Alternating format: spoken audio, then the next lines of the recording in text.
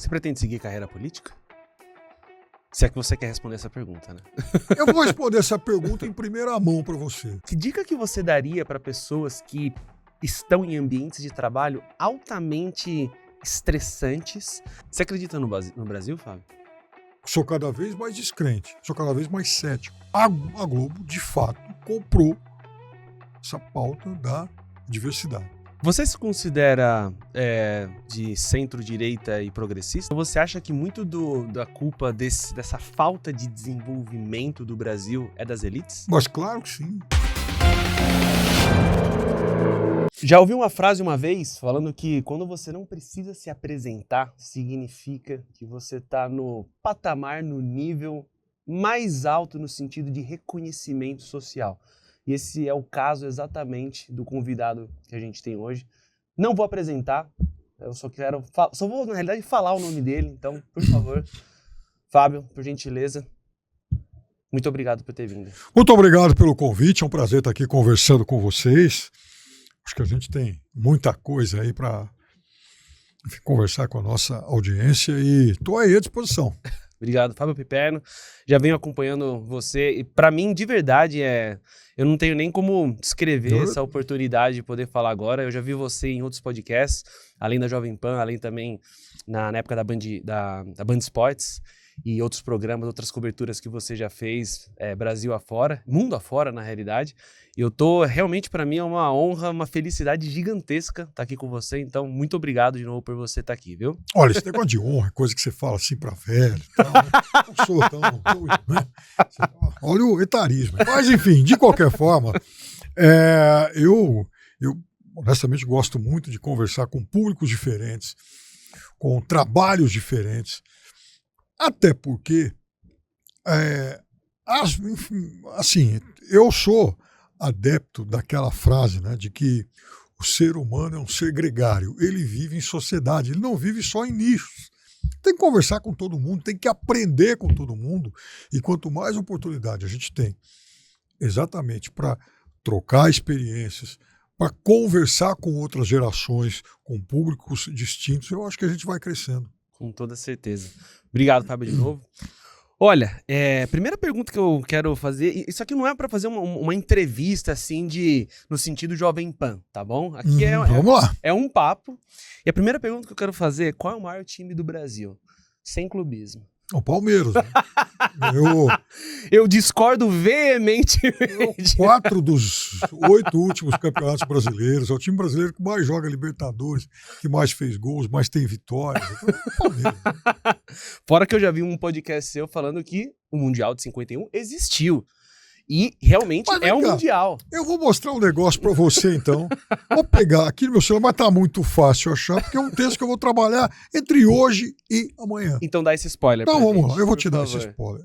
Olha, isso aqui, ó, vou mostrar aqui pra nossa audiência. Isso aqui é um auto de página do Jornal dos Esportes. Se quiser aproximar. Ela vai colocar. O Jornal dos Esportes lá do Rio de Janeiro foi a casa, foi o local. Posso ver?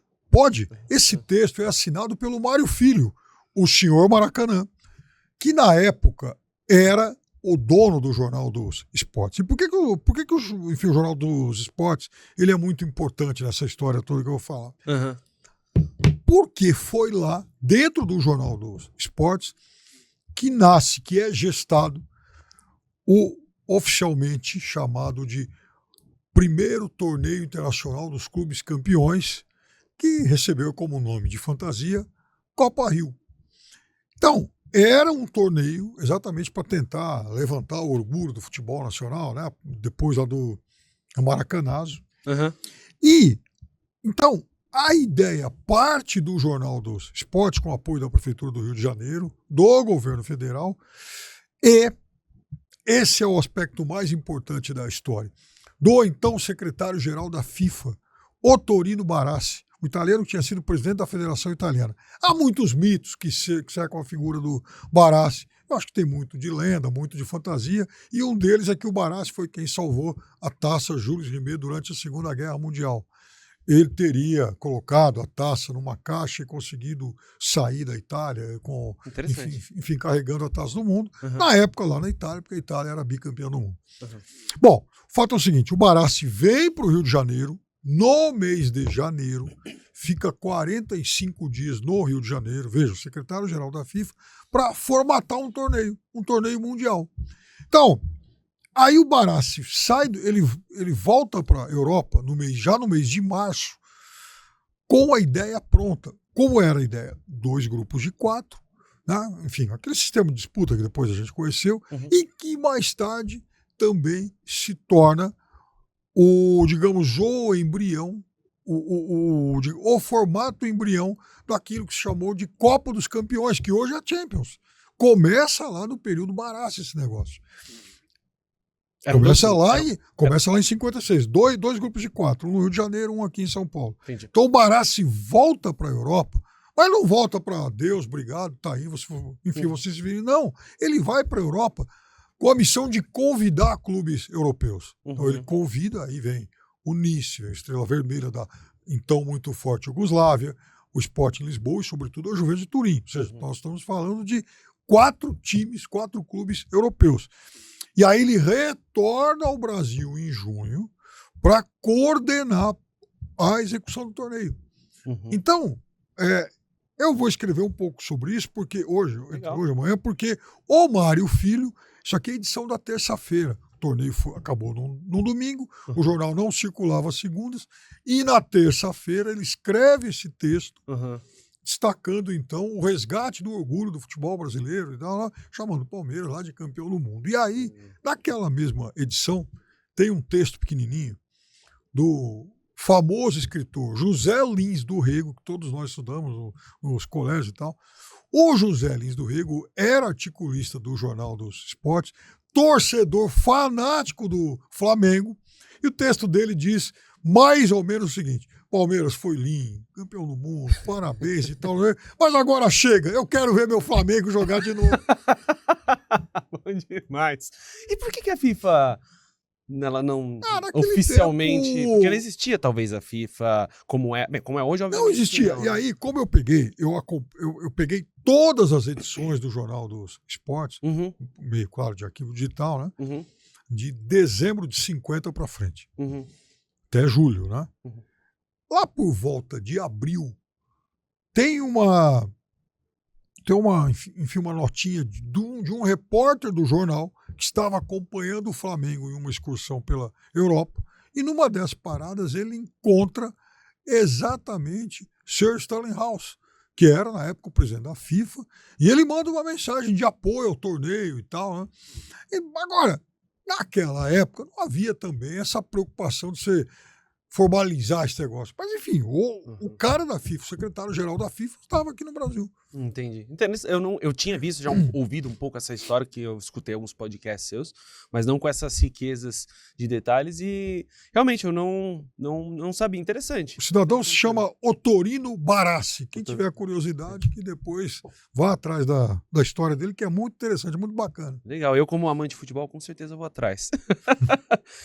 Fábio, eu queria perguntar uma coisa aqui, saindo um pouquinho da parte esportiva, que já a gente vai entrar de novo. Como muito desse papo aqui, ele é voltado para a parte de carreira, né?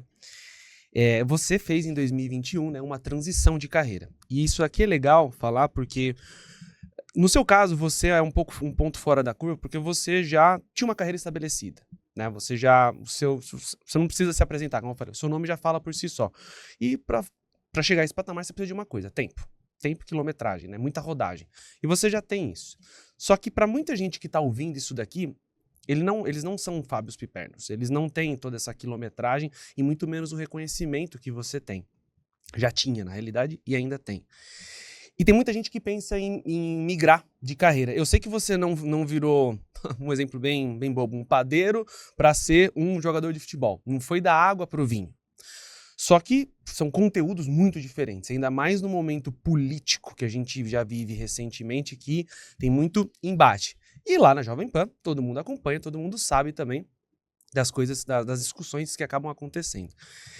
Eu vi um podcast seu que você falou que você recebeu um convite em 21 para fazer 1, 2 programas, deu certo, e aí você, né, foi lá e resolveu entrar. Como é que foi essa mudança para você de ter uma carreira muito, muito realmente já concreta no esporte, mudar para a política com o agravante de saber que não era o momento mais, digamos, delicado no sentido de polarização e, enfim, até de relacionamento interpessoal? Eu vou começar pelo fim. Eu acho que nenhum de nós está condenado pelo destino a ter uma única carreira. Aliás, eu tenho 58 anos e eu quero fazer mais. Legal? Eu estou com um monte de ideias, eu quero ampliar o que eu faço, eu quero partir para outros campos. Eu sou um sujeito meio inquieto. Quando eu era muito mais jovem, né, eu sonhava tanto em ser técnico de futebol, né, quanto, por exemplo, de um dia fazer o Itamaraty. Eu vi, com 25 anos, não foi? Pois Você ficou 3 meses estudando e desistiu. Eu fui fazer Eu vi isso, Céu. Eu fui fazer um preparatório lá, Eu vi. lá nas faculdades Santa Marcelina. Aí era um curso só de sábado, muito engraçado, porque a gente tinha aula, né, no sábado, o colégio, enfim, a faculdade praticamente vazia, e só tinha 2 turmas, eu não sei hoje, estou falando em 2001, né, Uhum, somente 2 cursos com atividades. uhum. A turma do preparatório para o Itamaraty e a galera do curso de moda. Aí quando a gente saía para o intervalo, era aquele, né, Era um aquele choque cultural. Né? Um olhava para o outro assim, tal, né? Não entendia bem, né? Mas Um de terno e gravata, o outro, né, com roupa toda colorida. pois é, e era muito divertido aquilo, era muito engraçado. Então, eu leio até hoje, diariamente, temas aí de relações internacionais, então adoro, amo o tema. Então eu fico me perguntando, quer dizer, por que a gente tem que exercer só um tipo de atividade? Eu confesso para você que eu tenho Gostei. ambições aí de fazer ainda muita coisa, né? Eu diria para você que na véspera da minha morte eu quero estar pensando em alguma coisa diferente. Mas é que, Fábio, é que de novo, tudo bem, você pode fazer, tem inúmeras atividades. Só que o timing que você entrou, pra mim, é um timing muito difícil. A pessoa tem que ter o que o seu técnico do seu time fez recentemente, você sabe o que eu quero dizer? Você tem que ter culhão, você tem que ter, né, realmente coragem. E por isso que pra mim é um fator que... Grandes conquistas, grandes riscos e tal. Eu acho que tem muito disso também. Eu recebi essa proposta da seguinte forma. Num domingo à tarde, enfim, final de tarde, como eu tinha saído lá do Band Esporte, tinha feito lá um jogo qualquer, e um amigo que na época era o diretor de jornal, me chamou lá para tomar uma cerveja na prainha, né? Enfim, em frente ao prédio lá da Jovem Pan. E aí, conversando descontraidamente, ele falou, pô, eu preciso resolver um problema aqui. Eu tenho que contratar uma pessoa com perfil político diferente, com a cabeça diferente, daqueles que eu já tenho aqui no programa 3 em 1, que não para ninguém. Tinha fulano, saiu, Beltrano, saiu, né? Eu tô procurando alguém. Mas, pô, não é um convite que se faça para um amigo, porque, enfim, é um desgaste danado, ficar lá batendo boca lá com os 3. Falei, eu queria fazer um teste aí, dar um piloto aí. Ele olhou e falou, pô, você... Então eu falei, não, eu acho que eu encaro. Uhum. E até esse momento, até esse ponto, você só estava realmente 100% no esporte. 100% no esporte. Já tinha feito outras coisas lá atrás, Tá. Inclusive no canal Band News, mas há muitos anos eu fazia só futebol. Uhum. Aí eu fui lá, participei de um piloto. Participei de um programa como convidado, que serviu como um piloto.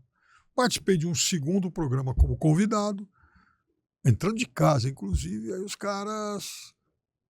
Tá bom, você topa? Eu falei, topo. Aí eu fui contratado. Estreiei no dia 15 de setembro de 2021, quando o ambiente político já começava a passar por certa convulsão aí, né?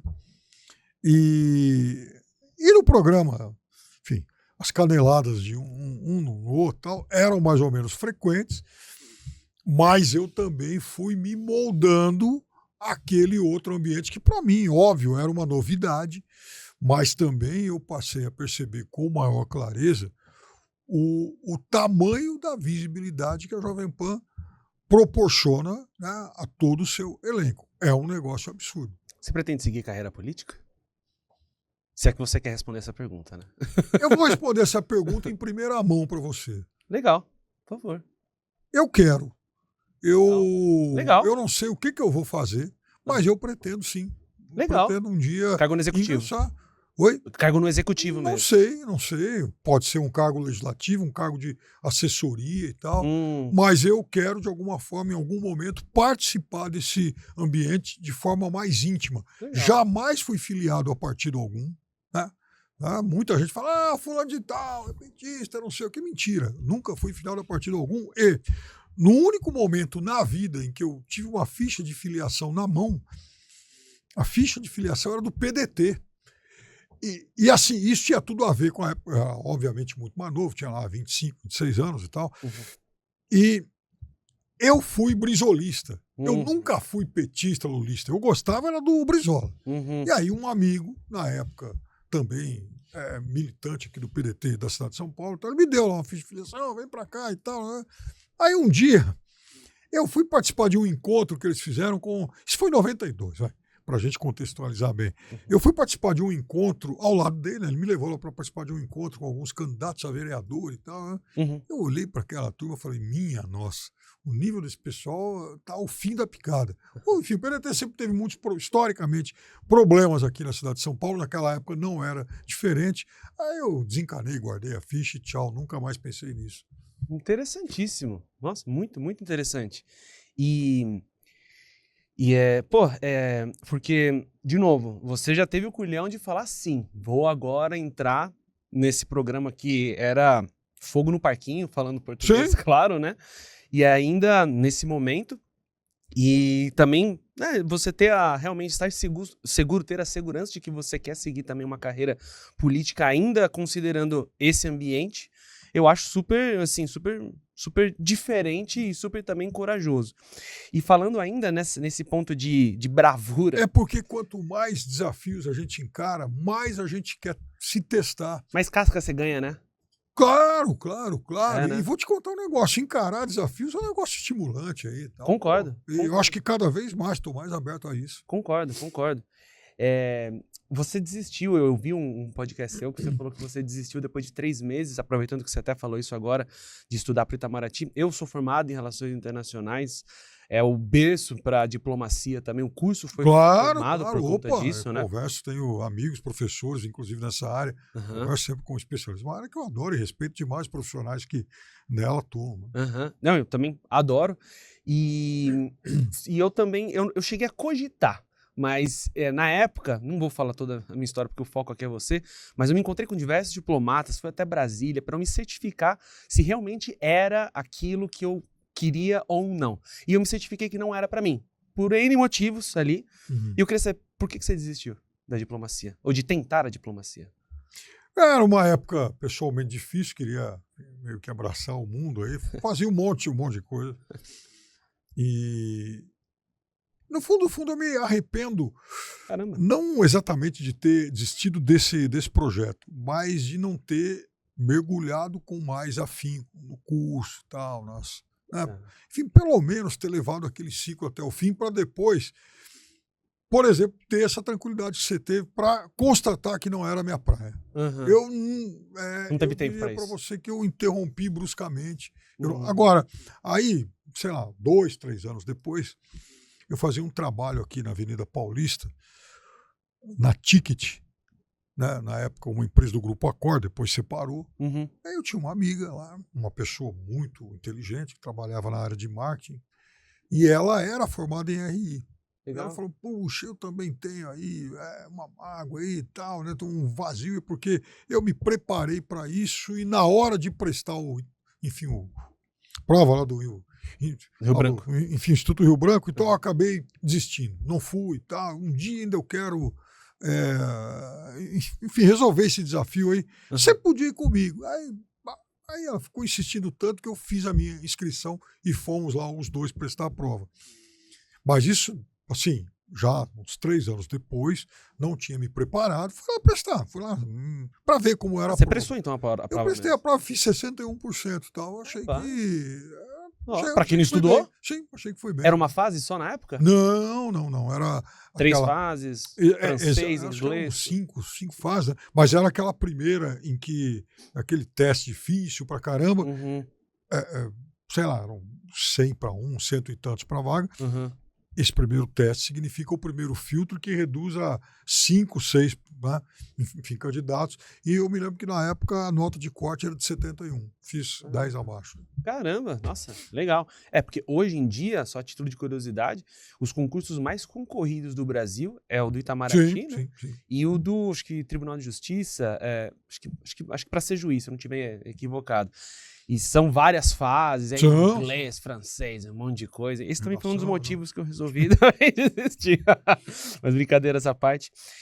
Um outro ponto também, como eu tinha até te falado antes de a gente começar o papo, esse podcast ele tem um foco bastante na parte de carreira das pessoas. Então, o legal para mim, quando até eu que sou um ávido também, uma pessoa que escuta muito podcast, eu gosto de... Aquele podcast que mais mexe comigo é aquele podcast que me deixa reflexivo enquanto eu estou escutando, né?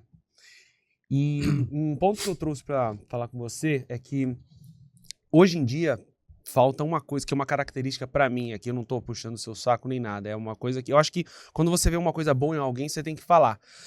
E falar abertamente. Quando você vê algo que pode ser melhorado, fica no particular. Como é algo positivo, então transmito para todo mundo a mensagem. Tem uma coisa que chama muito a minha atenção, que é algo que falta hoje na minha visão, que é ponderação. Eu acho que você tem uma característica forte de ser uma pessoa ponderada. E justamente você está, acho que lá na Jovem Pan, para levar esse contraponto. E no nosso ambiente de trabalho, muitas vezes é difícil você ter certa ponderação quando os seus nervos estão à flor da pele, que é muito do que também eu acho que é um pouco da sua realidade ali. E acho que no início você deve ter sofrido um pouco mais, porque leva-se um certo tempo para a pessoa sentar na cadeira e entender. É normal para qualquer tipo de profissional, né? Então, minha pergunta para você é que dica que você daria para pessoas que estão em ambientes de trabalho altamente estressantes, um nível de pressão muito alta, tem que performar ali, digamos, num curto, médio prazo e não pode perder a cabeça? Acredite nas tuas ideias. Então, em qualquer atividade, você vai ter adversários, você vai ter aduladores que vão tentar te puxar o tapete, você vai ter gente para tentar te derrubar, gente para contra-argumentar com muita propriedade, te fazendo, inclusive, enxergar outras variáveis que são também importantes. Dependendo do teu nível de exposição, você vai ter massacre em redes sociais. Então, a primeira sugestão que eu dou, filtre bem as críticas e não procure responder a todas. Por que eu vou perder o meu tempo? Por que um gestor vai perder o tempo dele sentado na frente de um computador ou no celular para ficar respondendo a críticas? Uhum. Eu, se fosse um gestor, eu preferia me dedicar a criar argumentos para responder boas críticas e observações no meu ambiente concorrencial, das minhas chefias, às vezes até mesmo de subordinados que trazem ideias. Uhum. Então é o seguinte, o volume de informações hoje e de críticas e de opiniões, basicamente de opiniões, ele é tão grande que você não pode se dispersar tentando responder a todos, você tem que filtrar isso. Então não adianta querer me bater o tempo inteiro em programa, porque eu não vou responder todo mundo. Porque eu falo, puxa vida, mas que crítica imbecil. Para que eu vou perder meu tempo com isso? Deixa o imbecil falando. Uhum. Como diria o Boechat, eu não vou ficar dando palanque para idiota. Quer dizer, é isso mesmo. Agora, tem gente que de vez em quando faz uns comentários, umas observações que eu falo, opa, esse cara tem razão. Realmente eu não atentei para esse detalhe, para esse ponto. Então, aí eu vou tentar avaliar e melhorar o meu argumento, lendo, pesquisando, buscando outras soluções. Eu, por exemplo, se você pegar as minhas redes sociais, que são muito tímidas, eu sou muito ruim em rede social, mas uma das coisas que eu não faço, hipótese alguma, é responder crítica. Você não vai encontrar nenhuma resposta. Alguém que me xingou, e são vários, né? Muitos haters, não. Mas Imagina que eu vou perder tempo, com essa gente. Sei lá, uma vez por mês ou a cada 2 meses, eu escrevo um post de 2 linhas dizendo o seguinte: olha, o seu hater, você é um imbecil. Você que perde. Porque você acha que você está me ofendendo, mas você está gastando teu tempo com alguém que não vai te dar resposta alguma. Eu não vou perder meu tempo com essa turma.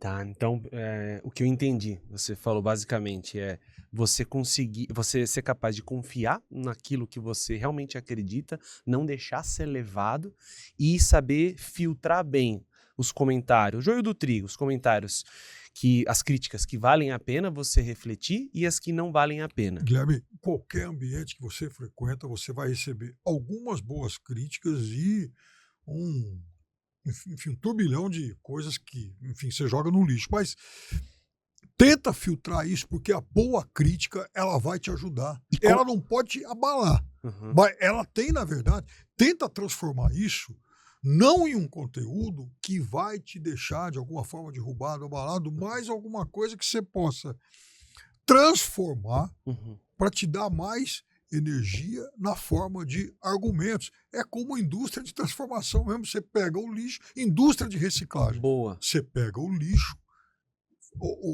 aquilo teoricamente seria algo, né, descartável mesmo, então, e tenta transformar isso, tenta reciclar isso, porque é aí que está o negócio. É exatamente nesse conteúdo que você pode tirar coisas bem úteis e importantes. Só que, Fábio, tem muita gente que não tem, talvez, a inteligência emocional ou talvez até a experiência mesmo de carreira que você tem de saber separar esse argumento aqui vale a pena eu refletir sobre e esse daqui não vale. Qual que é a leitura que essa pessoa tem que ter para falar? Esse é um bom argumento, isso aqui eu realmente preciso considerar, isso daqui é lixo, não é reciclável. A coisa mais fácil que a gente pode fazer é levantar a voz para se opor a uma crítica ruim, alguma ofensa. Isso é fácil fazer. Eu, infelizmente, já fiz, evito fazer. Quem nunca, né? Hoje. Pois é, mas assim, eu acho que uma coisa que eu me cobro muito é ter cada vez mais autocontrole nesse tipo de situação. E hoje, por exemplo, eu já vi. Você tem muito. Já passei por momentos em que o crítico vai lá, bate, levanta a voz e tal. A minha vontade depois é chegar para ele e falar: bom, acabou. Então, eu acho que, assim, de fato, você tem que estar preparado para, responder aquilo que foi realmente importante. Agora, pegando a tua pergunta, aquilo que realmente me provoca mais reflexão é aquela pergunta, aquela crítica que eu olho e eu não tenho argumento na hora. Opa, legal. Pera lá. Em relação a isso, eu preciso pensar um pouco mais. Tá, entendi. Será que realmente eu estou certo? Entendi. E eu também uso isso, às vezes, não como uma estratégia para provocar, mas no sentido de causar reflexão. Veja, vou dar um exemplo muito prático que eu uso de um tema que, para mim, é recorrente lá nos programas. Quando a gente fala de taxa de juros, a gente tem vozes hegemônicas que tentam justificar das mais diferentes maneiras. Eu falo, bom, pera lá. Primeiro, se você tem tanta justificativa para essa mesma decisão, é que eu acho que nem todas essas justificativas elas se sustentam tanto assim. Segunda coisa, você que está aí na rua, nos ouvindo e tal, você acha que a economia do Brasil, de fato, é a mais desarrumada do mundo? Porque o Brasil tem ou a maior ou a segunda maior taxa de juros do mundo. Ora, o que justifica isso? Eu concordo que esse é um país com problemas estruturais, inclusive, né? Tem questões da economia que são muito urgentes e tal, mas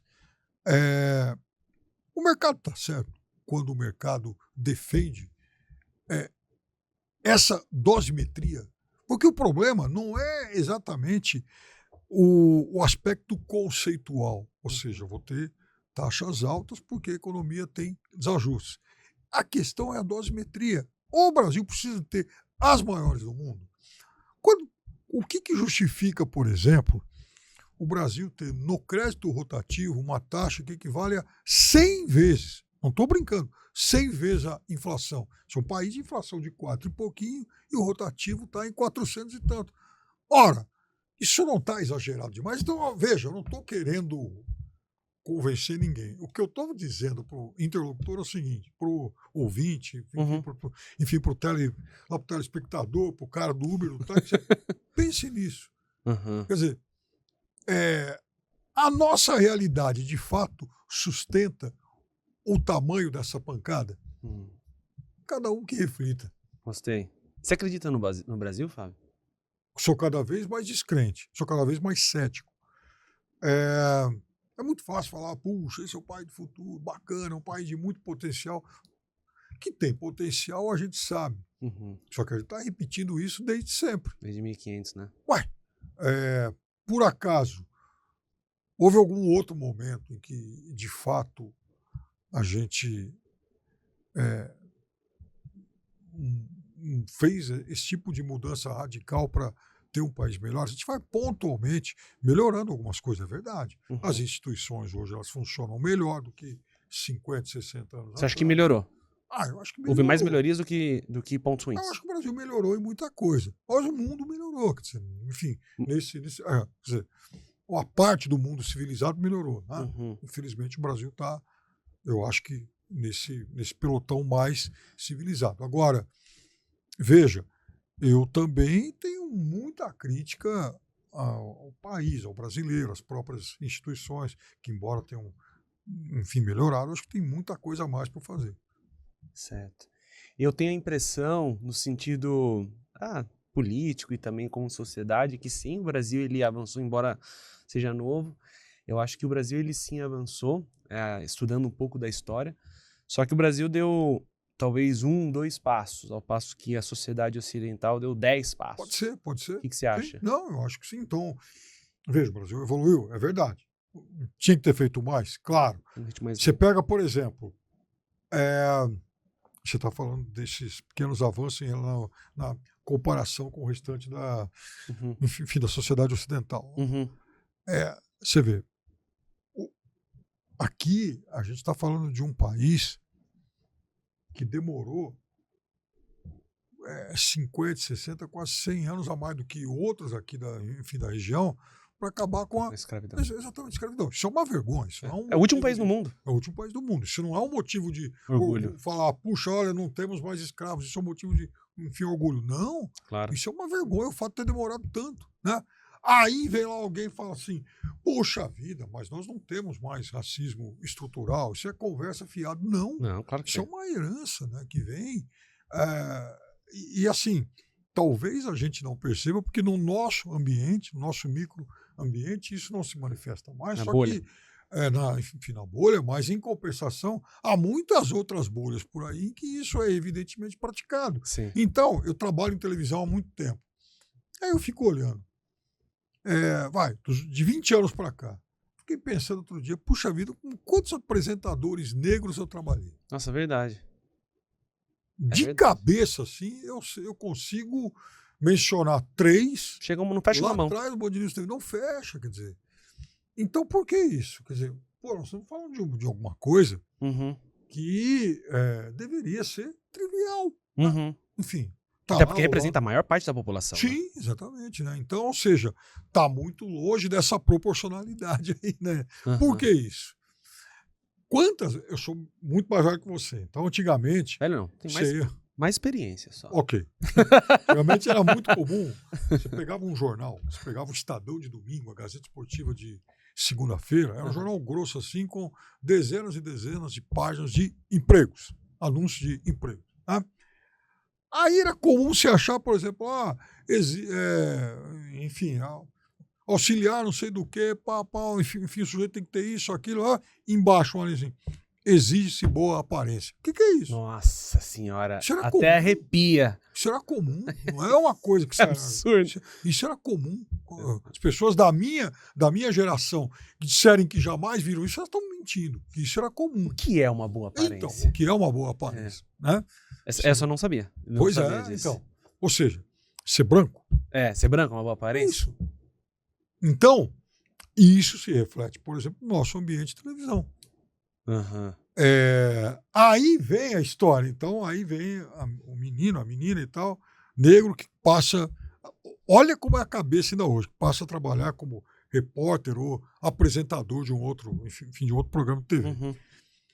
Quantas vezes nós ouvimos de nossos amigos, de vários de nossos amigos, especialmente aqueles que atuam na área, que meio que constrangido, cochicha assim para você. Ele está lá para preencher cota. Nossa, sério? Já ouviu isso? Toda hora.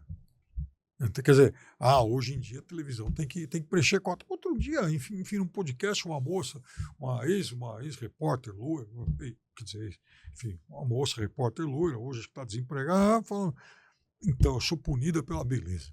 Caramba. Enfim, algumas semanas atrás falou muito disso. Não, porque hoje a TV exige, né, outros padrões de... quer dizer, o que é isso? Quer dizer, bonitona, que hoje, então, você é punida por ser bonita e durante tantas gerações, né, dezenas de anos, muita gente foi punida exatamente por não fazer parte daquele estereótipo padrão.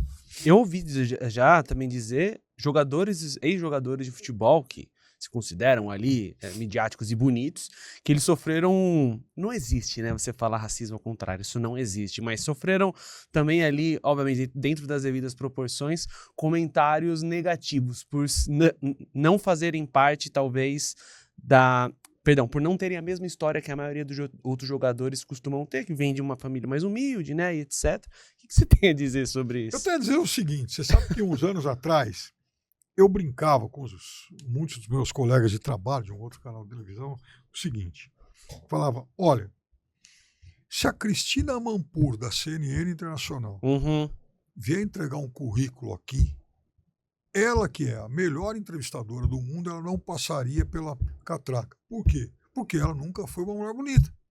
Então, naquele momento, esse padrão, né, esse estereótipo, beleza e tal, né, ele, praticado pela maioria das emissoras de televisão do Brasil, ele certamente impediria essa mulher de vir para o vídeo aqui no Brasil. Veja, a TV Globo, ela, de certa forma, quebra um pouco essas barreiras, porque ela se tocou, como ela fala para muita gente, ela precisaria ser um pouco mais realista em relação a isso. Diversidade. Né? Então, a Globo, de fato, comprou essa pauta da diversidade. Ela é criticada por muita gente, inclusive por colegas meus, sobretudo de pensamento mais direito, conservador, então ele fala, mas a Globo só faz isso hoje porque ela precisa, porque ela quer ter audiência. Não, veja, isso é negar a nossa realidade. A TV Globo ela não faz isso porque ela precisa agradar. Ela faz isso porque ela precisa ser de fato mais nacional e mais próxima da realidade do que é a população brasileira. Ou seja, ela tem que contratar quem é de fato melhor. E não interessa se o cara é branco, loiro, gay, ruivo, negro, não, enfim, ou com traços orientais. O fato é que isso não pode ser uma barreira como foi. Porque quem fala isso, de certa forma, é alguém que tem as características físicas que até então eram as hegemônicas. Mas isso é um mundo irreal, isso é preconceituoso. E nós fomos, quer dizer, o Brasil não consegue ainda derrubar isso com toda a clareza.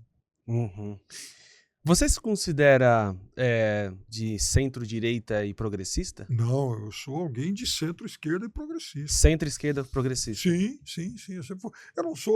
Eu não sou um dogmático, eu não acho que tenha que estatizar tudo. Longe disso, né? Eu acho que falta a muitos setores da esquerda entrarem no século XXI. Né? Tem gente que está pensando com cabeça dos anos 50, 60, de vez em quando 80 e 90. Né? Então tem uma parte da esquerda que é retrógrada demais. Quando eu vejo, por exemplo, uma nota do PT dizendo que as eleições da Venezuela foram limpas, democráticas, isso me dá calafrios.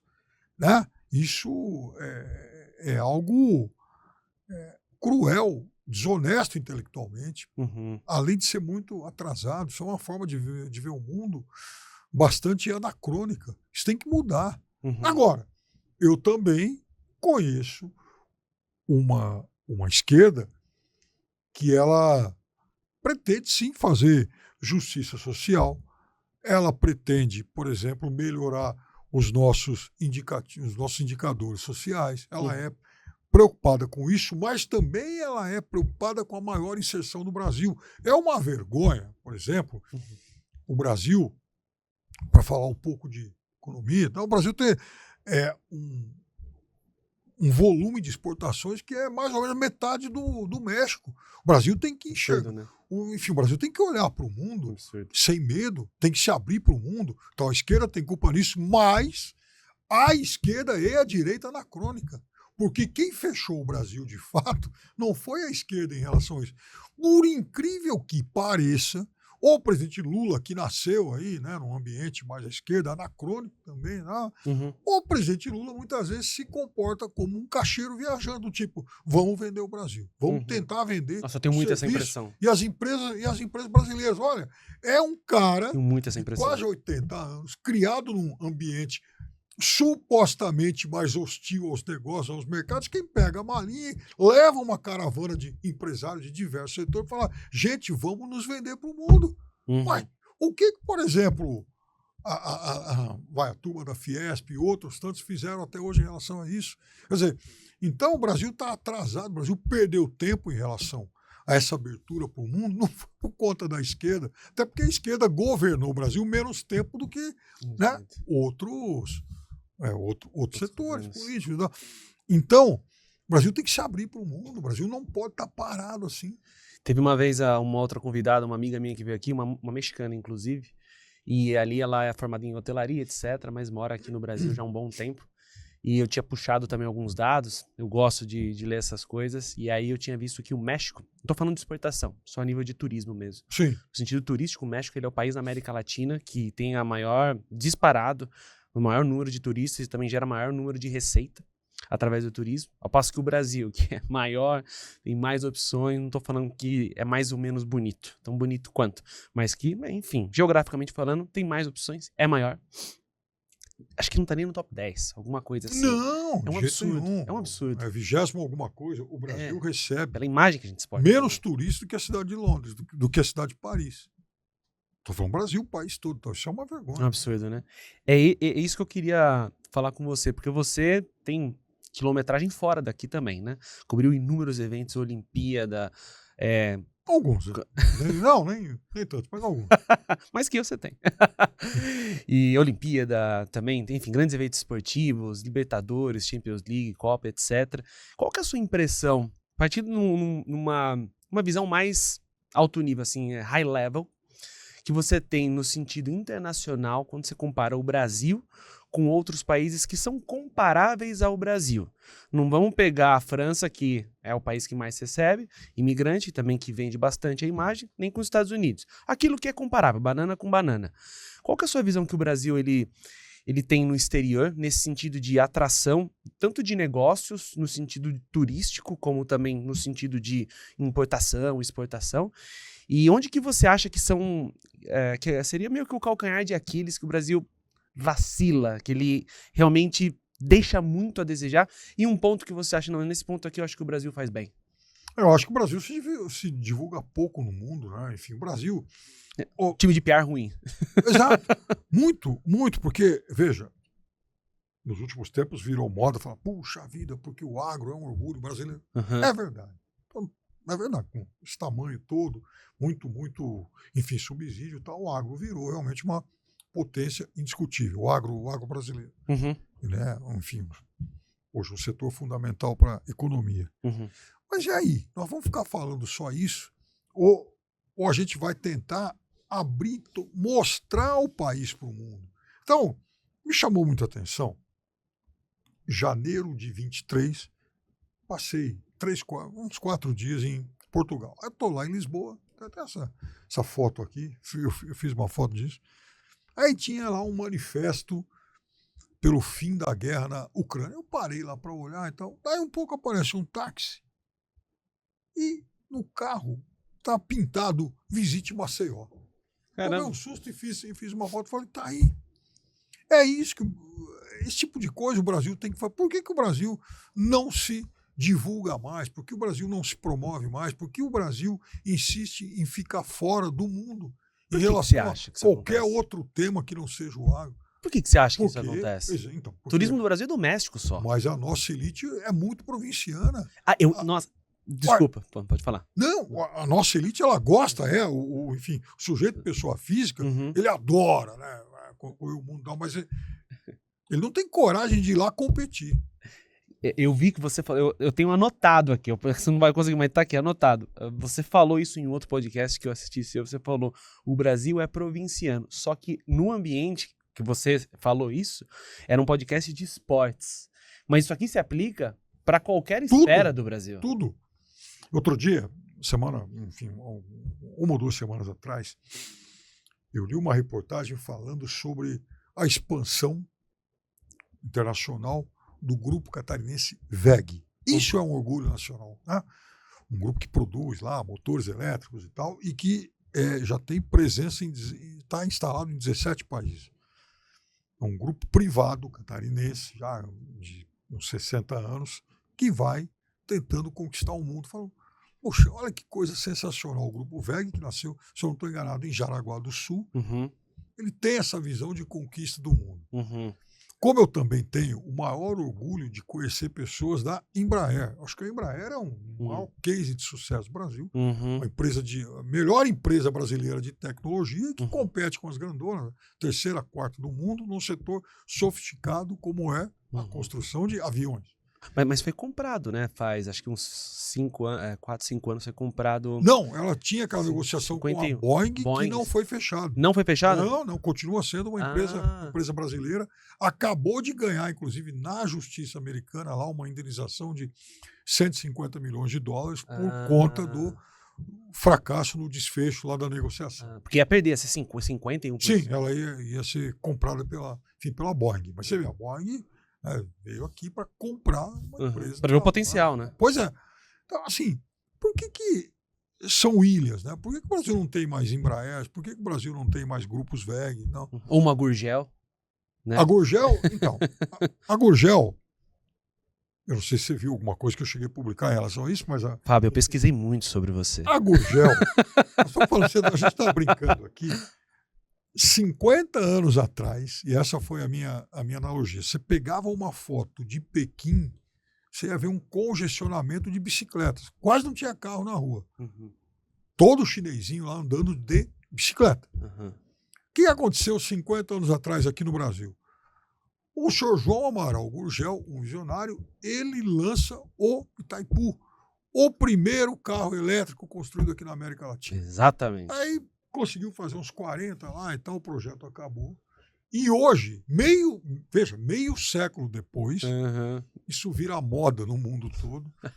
Empresas chinesas estão vindo para cá. As empresas chinesas, hoje, chinesas são as líderes mundiais nisso. E o Brasil não fez mais nada nisso. Dói muito. Claro que dói. Eu vi um vídeo falando quando tinha lá uma entrevista, eu publiquei até semana passada no meu perfil. O Gurgel estava dando uma entrevista falando justamente sobre o modelo Itaipu. E aí, tava lá, quando o Elon Musk tinha 3 anos, o Gurgel já tinha lançado isso, só que olha só o que aconteceu.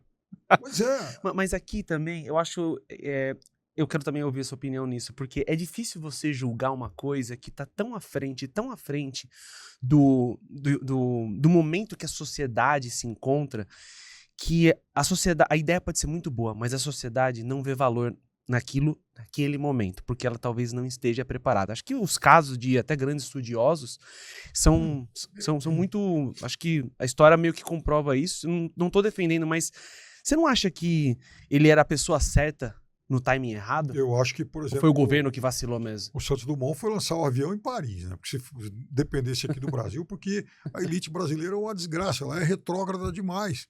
Ora, discutia isso com o motorista de táxi vindo para cá. Tá lá falando de violência, de menino na rua. 40 anos atrás, veja, estou falando em 40 anos, é muito tempo. 40 anos atrás. Leonel Brizola e Darcy Ribeiro, lá no Rio de Janeiro, tinham como grande a propaganda até, né, como grande obra. Era o primeiro ano um ano de governo Brizola, assumiu em 83, aí eles lançam os CIEPs, que eram as escolas em tempo integral. Nós estamos falando de algo que eles lançaram 40 anos atrás. Tem uns vídeos do Darcy no YouTube e tal, e até do Brizola, fáceis de serem encontrados, e os dois falando o seguinte, pô, o Darcy era um gênio, né? Nós temos que investir nisso, porque senão nós vamos deixar as nossas crianças se tornarem mão de obra do crime organizado. Mas eles falavam isso 40 anos atrás. E o que aconteceu? Esse projeto ele foi implodido por quem veio depois. Quando o Brizola sai do governo, o governador seguinte acaba com o projeto, o Brizola volta, dá uma sobrevida a isso, aí o Brizola sai de cena de novo e o projeto some. E por que aconteceu isso? Porque na época se argumentava que esse projeto era muito caro. Então, o Brizola tinha feito mais de 100 no Rio de Janeiro, quando foi candidato a presidente. Esse era o carro-chefe da campanha. Vamos espalhar CIEPs pelo país todo. Mas a sociedade brasileira, a elite brasileira, e até mesmo partidos de esquerda, como o PT, achavam isso muito caro. Por que o Brasil vai fazer escola integral? Tem outras prioridades agora. E eles estão olhando na frente e falam, olha, ou a gente faz isso agora, ou os nossos jovens vão ser cooptados pelo crime. O que aconteceu depois? Exatamente isso. Então, hoje a gente reclama que, puxa, o Rio de Janeiro está dominado, São Paulo está, enfim, intratável e tal. Mas por que naquela época essas elites, até parte dos grupos de esquerda, atuaram para implodir o que seria um projeto revolucionário? Então você acha que muito da culpa dessa falta de desenvolvimento do Brasil é das elites? Mas claro que sim, claro que sim. Do establishment. Do establishment, é o que eu chamo de o perverso pacto das elites, que inclusive muitas vezes acaba incluindo até mesmo políticos de esquerda, que pegaram carona nisso, entraram depois, mas acabaram entrando. Quem tá, o establishment pode ser de esquerda ou de direita. Pode, é o establishment, lógico, ponto final. Sim. Você acha então que o establishment americano é melhor do que o brasileiro? Porque lá desenvolveu. Mas aí que tá o negócio. Então, eles estão mais, digamos, a serviço do produto nacional. Aqui, o establishment, ele atua como digamos, no sentido da autoblindagem. Então, a elite do funcionalismo, a elite lá, principalmente do judiciário, ela implanta mecanismos de autoproteção e, em troca disso, ela protege também setores do legislativo, que, afinal de contas, não querem encrenca lá com o judiciário, há essa troca de interesses. Favores. E, afinal de contas, o legislativo está lá representando o interesse de grupos organizados do mundo empresarial, do agro e tal. Então, ou seja, um acaba blindando o outro. Então, são setores que não perdem nunca, mas são setores que vão se tornando as grandes vanguardas do nosso atraso. Por quê? Porque é o seguinte, eles se organizam de forma a impedir que o Brasil realmente faça reformas importantes. Eu não estou falando só sobre reformas do Estado, não, mas reformas, inclusive, na própria sociedade.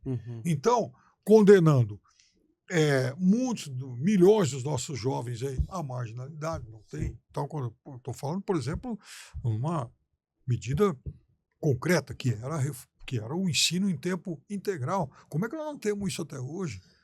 Mas, desculpa, eu ainda não entendi. Qual que você acha que é o ponto alto do establishment americano em relação ao brasileiro? O que você acha que lá eles fazem melhor para estarem onde estão hoje versus aqui que faz, teoricamente, errado? Porque lá eles têm uma preocupação em se manterem como os primeiros do mundo. É uma questão também de orgulho nacional. Então, a América até agora... Make America Great Again. Exato. Essa história toda, mas eles usam, todos eles, republicanos e democratas, convergem nessa direção de manter a hegemonia. Nem tem que invadir um outro país ou terceirizar uma guerra, né? Mas o fato é que a ambição é de se manter como o maior país do mundo, como a maior potência do mundo. Aqui não. Aqui a ambição é de manter os nossos privilégios. Então é muito. Dane-se o país. Entendi. Mas nós. Imagina, por que o país tem. Veja, eu ouço falar, mas puxa vida, por que tem que dar incentivo à indústria, por exemplo? Sim. Esse é o país do agro. Eu fico, quem disse isso? Quer dizer, quem disse que esse é o país do agro? Esse tem que ser o país de tudo, né? Então, aqui se atua para preservar privilégios. Lá, essas elites, elas atuam para manter o país como o maior do mundo. E por que você acha isso? Por que você acha que aqui tem essa mentalidade de manutenção dos privilégios, ao passo que lá é manutenção como number one, nação número 1 do mundo? Bom, eu acho que, primeiro, lá eles conquistaram a independência lutando muito. Tiveram, por exemplo, guerras civis, né? Uma grande guerra civil. Então, eles tiveram, por exemplo, a conquista do Oeste e invasão, inclusive, da vizinhança. Praticamente roubaram o México. Enfim, um grande pedaço do México e tal.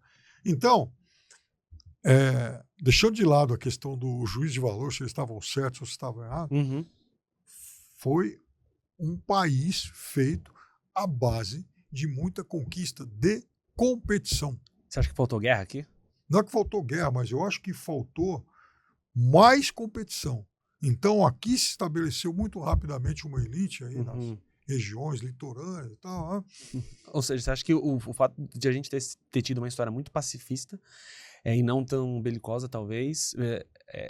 Mas foi mas aí que tá o negócio. Foi uma história muito pacífica para as elites, desde sempre. É a elite do Império, né, que veio para cá, aí se juntou aí com a nossa elite agrária que vinha se formando, que também era descendente.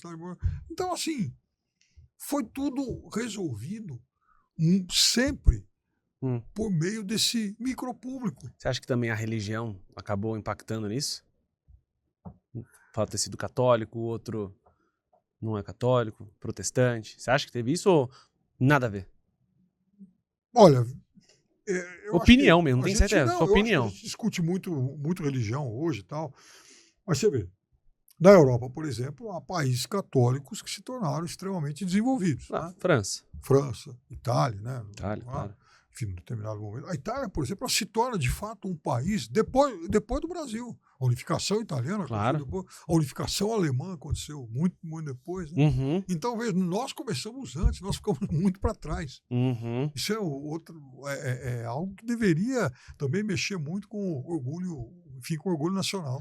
Eu penso que se o Brasil tivesse sido colonizado por ingleses, muita gente fala, teria sido os Estados Unidos. Eu acho, sinceramente, teria sido mais próximo de uma grande África do Sul do que os Estados Unidos.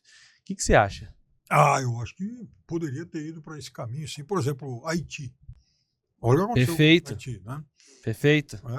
Jamaica. A África toda, né? Sim. Jamaica. Então, também tenho muita dúvida em relação a isso. Show de bola. Olha, queria, já pra gente entrar aqui nos finalmente, também não quero tomar muito do seu tempo, voltando pros esportes, né, agora. Eu vi uma entrevista sua com um amigo seu que, até eu fiquei emocionado, que eu achei bem legal, que você falou aí quando o Palmeiras foi campeão da Libertadores, né, em 2021, você se lembrou do seu pai, ali, né, e etc. E ao mesmo tempo, eu já vi você falando inúmeras críticas, né, pro futebol brasileiro, gestão, e para mim críticas totalmente válidas. Se o Brasil ele é provinciano, o futebol é ainda pior, né? Tá na mão de muito pouco. Falta muito profissionalismo também. O que você acha que mesmo assim a paixão ela se sobressai nisso tudo e ainda assim, mesmo você sabendo melhor do que muita gente da podridão que tem por detrás, mesmo assim você continua tendo essa paixão, tendo esses sentimentos aflorados? Por que você acha? Eu acho que tinha um grupo de pessoas no tempo do Império. Eles eram chamados de os saquaremas. Os saquaremas eram cafeicultores, na sua maioria, pessoas ricas e tal, que se tornaram ministros e políticos dominantes, especialmente no Segundo Império. Chamavam os saquaremas, que muitos eram lá do interior do Rio, enfim, do Rio de Janeiro. Uhum. Eu acho que os saquaremas, eles nunca deixaram de mandar também no futebol brasileiro. Não exatamente só a turma do Rio de Janeiro, mas, digamos, uma versão ampliada aí dos saquaremas, né? O futebol brasileiro, ele se tornou um meio de vida para muita gente, porque o futebol dá muita exposição, dá muito status, todo mundo quer ser dirigente de uma federação, de um grande clube. Mas veja, se a gente criticou, se eu, enfim, critico o pacto das elites que trava o desenvolvimento do país, isso também vale para o esporte. O esporte do Brasil, ele se desenvolve a passos aí paquidérmicos por conta disso aí também. Da onde saem os dirigentes esportivos? É dessa turma aí e tal, né? Uhum. Então, eu também sou muito cético em relação ao desenvolvimento aí, né, dos nossos esportes e para que o nosso futebol, né, enfim, recupere, digamos, o nível de outros tempos. Porque, veja, o que a gente acabou de falar de empresas brasileiras que têm dificuldade de se abrir para o mundo, vale também para o futebol em relação a técnico brasileiro. Qual o técnico brasileiro que consegue trabalhar hoje em qualquer outro centro desenvolvido? Nenhum. Isso é uma vergonha, porque o Brasil, quem mais ganhou títulos mundiais e tal, e nem assim, esses caras conseguem se habilitar como uma mão de obra realmente requisitada. Isso é uma vergonha. Só o jogador, né? Só o jogador. Ele já nasce com esse talento natural. Uhum. A gente está falando de uma população grande, muita gente que joga bola. Então, probabilidade, né? Exatamente. Estatística, é mais fácil sair um grande jogador aqui do Brasil do que, por exemplo, da Suíça. Uhum. Agora, na parte da organização, a gente então perde essa vantagem comparativa que a gente tem em relação ao jogador. Uhum. Então, assim, o jogador do Brasil, ele faz sucesso no Real Madrid, em times ingleses e tal, né? Mas eles não conseguem, por exemplo, fazer sucesso jogando por uma seleção brasileira. Sim. E esse problema vai ser cada vez mais sério, porque vai chegar um momento em que esses garotinhos aí da geração Hendrick, eles não vão mais querer jogar por seleção brasileira. O menino vai para a Europa com 18 anos, e aí, em algum momento, a Federação Inglesa, Italiana, Espanhola, ela vai chegar na FIFA e falar: FIFA, nós precisamos mudar esse regulamento. É de 5 anos, né? É de 5 anos hoje. Então, um menino hoje, para poder mudar de nacionalidade, desde que ele não tenha, enfim, antepassados lá, então, ele tem que ficar 5 anos nesse novo país. Eu acho que essa exigência, em algum momento, ela vai baixar para 2, 3, e quando isso acontecer, eles vão chegar para a geração Hendrick e falar: escuta, você não quer virar espanhol, inglês e tal? Que, pô, que você vai jogar em estádio bacana, campeonato legal. Por que você tem que ir lá para a América do Sul? Voo longo pra caramba. Voo longo pra caramba, para jogar para um país distante. Então, é aqui, olha só como isso aqui é bonito, bacana. Você acha que eles vão topar? Você acha? Mas não tem a menor dúvida. É mesmo? É. Você acha que realmente não... quero jogar, tenho um sonho de jogar pela amarelinha, pela canelinha. Nada a ver. E o glamour de ficar por lá e tal. Pô, você vai jogar pela seleção francesa, pela seleção inglesa e tal, né? Você vai ser um europeu a partir de agora. Tem isso. Então, não, mas ele pode ser sem jogar. Ele pode ser. Então, aí espera lá 5 anos, tira o passaporte europeu. Né? Mas o que você acha que explica, mesmo assim, diante de tanta podridão que tem no futebol, no esporte, mais no futebol, né? Que mesmo assim as pessoas ficam alucinadas. Mas qual lugar do mundo onde não acontece isso? Então, nesse sentido, o brasileiro não é exceção. Você vai, por exemplo, no Egito, que é, enfim, um país mais podre e tal, né? Enfim, ditadura, acontece tudo.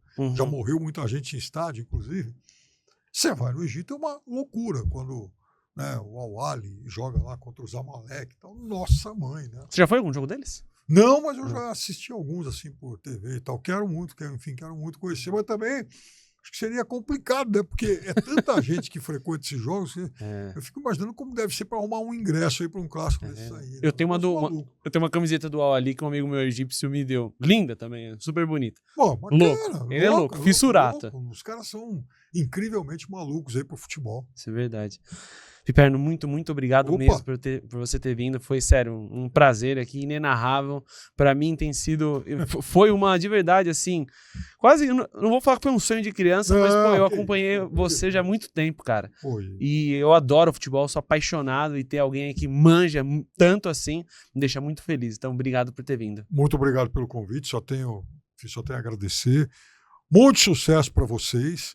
Obrigado. E tomara que a gente volte a se encontrar em breve aí, quem sabe discutindo temas que apontem algum caminho novo para esse país que realmente está precisando de novas cabeças, novas alternativas aí. Com certeza. E também títulos do São Paulo, né? Não, isso acho que pode esperar. Obrigado. Obrigado a vocês. Vamos fazer um negócio sem fronteiras? Eu tenho certeza absoluta que você vai ser tão beneficiado, se não mais, do que eu. Inscreva-se aqui no canal, isso vai me ajudar demais a continuar trazendo convidados tão bacanas quanto o Fábio. Ative o sininho para você receber todas essas atualizações. Dê a curtida, compartilhe. Isso aqui vai me ajudar bastante, vocês não têm nem noção. Obrigado.